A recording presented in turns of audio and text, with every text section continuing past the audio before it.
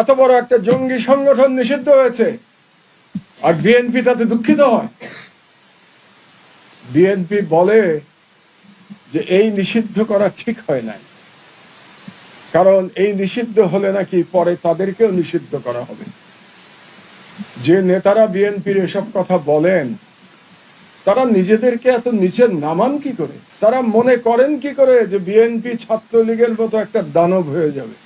নিজের দল সম্পর্কে এত ক্ষুদ্র ধারণা বিএনপির নেতারা পোষণ করেন কি করে? তাদের তো সাধুবাদ দেওয়া উচিত ছিল এই সরকারকে।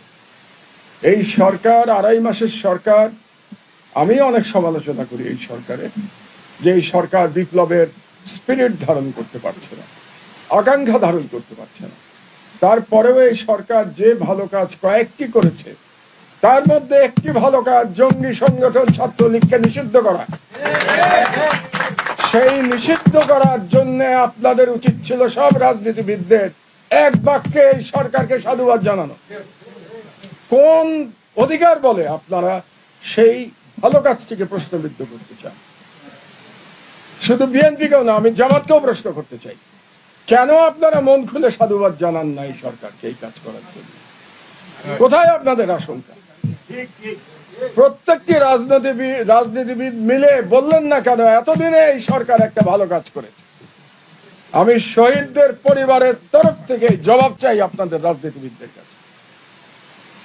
আপনারা রাজনীতি করছেন কে ক্ষমতায় যাবেন আর কত সিট পাবেন। আজকে যদি এই ছেলেরা শহীদ না হতো, এভাবে জীবন না দিত, যেটা দেখলেন আপনারা, কিসের ভোটের হিসাব আপনাদের? কোথায় থাকতেন আপনারা? কোথায় থাকতাম আমরা? আমি তো এখনো সেই টার্কিতেই বসে ঘর মুছতাম আর প্লেট বাসন ধুতাম, যদি এই হাজার হাজার শহীদ তাদের জীবন দিয়ে আমার দেশে ফেরার বন্দোবস্ত করে না দিত।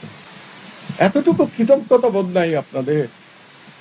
আপনারা ছাত্রলীগ নিষিদ্ধ হওয়া নিয়ে প্রশ্ন তোলেন, আপনারা বলেন যে এটা নিয়ম মেনে হয় নাই, সাংবিধানিক ভাবে হয় নাই। এই বিপ্লব কি সংবিধানকে ধরে হয়েছে? সাংবিধানিক ভাবে এই বিপ্লব হয়েছে?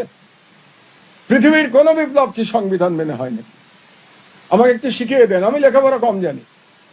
আপনারা এখানে সবাই জ্ঞানী গুণী বুদ্ধিমান ব্যক্তি, বড় বড় রাজনীতিবিদ, বড় বড় লয়ার, বড় বড় প্রফেসর বসে আছেন, আমাকে একটু শিখিয়ে দেন।